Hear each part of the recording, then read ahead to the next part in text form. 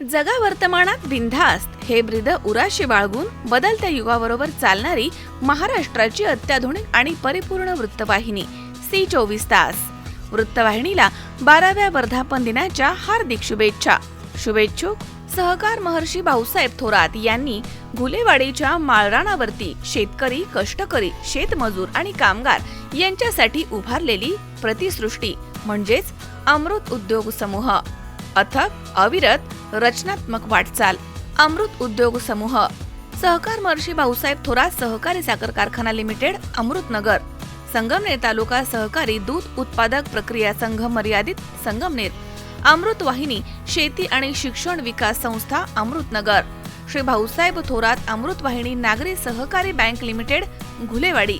सौ मथुराबाई भाऊसाहेब थोरात सेवाभावी ट्रस्ट, संगमनेर शेतकी सहकारी संघ limited, Sangamner. Sangamner agriculture produce transport company private limited, Amrutnagar. Rajhans agriculture transport company private limited, Amrutnagar. Sangamner taluka agriculture produce processing marketing cooperative society मर्यादित, संगमनेर. गरुड सहकारी कुक्कुटपालन व्यावसायिक संस्था लिमिटेड, घुलेवाडी. सह्याद्री बहुजन विद्या प्रसारक समाज, संगमनेर. अमृत उद्योग समूह लोकनेते सन्माननीय श्री बाळासाहेब थोरात, माजी महसूल मंत्री, महाराष्ट्र राज्य, मुंबई. सदस्य काँग्रेस राष्ट्रीय वर्किंग कमिटी.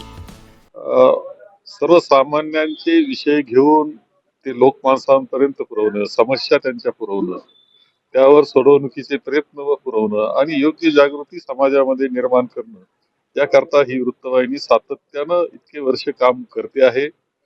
आणि हा वर्धापन दिन त्यांच्याकरता एक महत्वाचा आहे, कारण 11वा वर्धापन दिन हा अत्यंत महत्वाचा असा हा त्यांच्यासाठी आहे. आणि मला खात्री आहे की अव्याहतपणे पुढील काळामध्ये सुद्धा ही लोकसेवा, जनसेवा आणि जनतेमध्ये आणखी चांगली जागृती करण्याकरता ते काम करीत राहतील. त्यासाठी मी शुभेच्छा देतो आहे.